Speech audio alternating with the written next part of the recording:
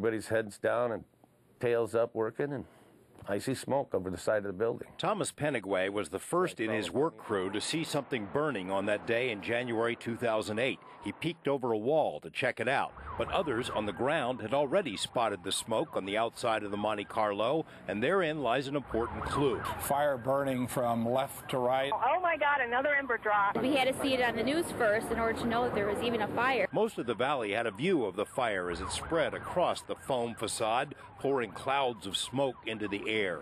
5,000 people were quickly evacuated, about a dozen hospitalized. Brave firefighters risked their lives to put it out. Fire investigators reached a fairly quick conclusion about the source of the blaze. A work crew from union erectors had been busy atop a raised platform on the Monte Carlo roof. They were using power tools and a torch to install a new catwalk contraption. Reports from the county fire department, ATF, and insurance investigators agreed on the basics, that molten metal generated by the cutting torch had dripped down from the platform onto the roof and had sparked the fire. State officials issued 9 citations to the company. It looked open and shut. But there are problems with the official version. For one, the workers said they weren't using a torch when the fire erupted. There was no molten metal, and if there had been, they would have seen it fall right under their noses. There's not a bit of evidence of any molten slag or even burn marks underneath the platform where the crew was working. Penigway says investigators assume that since the crew was up there and had a torch, they had to be responsible. The inquiry was superficial, he says. We were asked silly questions like, how did we get on that roof? Well, we used a ladder. Then we got asked where our ladder was when the firemen were up there. Well, the firemen used our ladder to get on the catwalk to fight the fire. It should have been more fact-finding instead of finger-pointing. There's no way the fire started down where they said it did.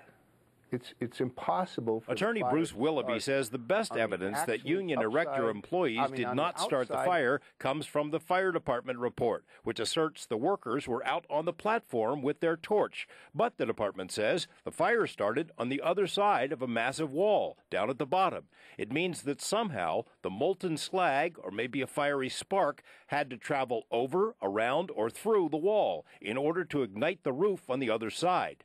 Willoughby likens it to the infamous magic bullet theory. The magic spark would have to do amazing things. The spark, or as they call slags, it would be going straight down, take a 45-degree angle, and then take another 45-degree angle to fall to the roof.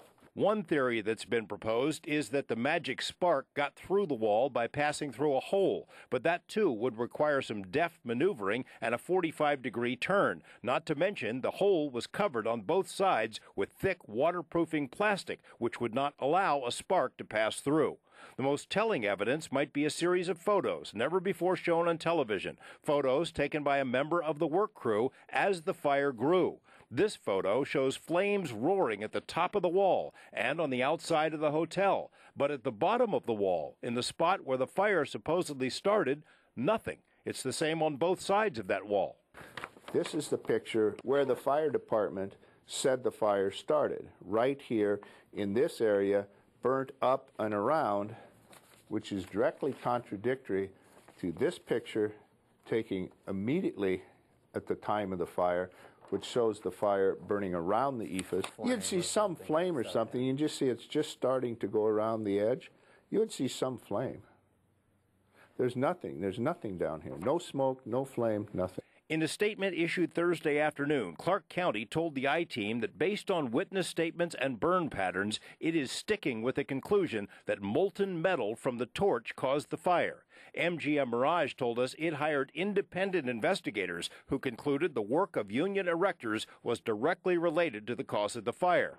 Because litigation is likely, both declined to address the issues on camera, and both are confident they'll prevail against union erectors. But there's already been an official hearing. When state OSHA officials called union erectors in for a hearing about its 9 violations, hearing officers looked at the photos of the fire and dismissed 8 of the 9 counts. When we used those pictures, OSHA dismissed all but 1 claim.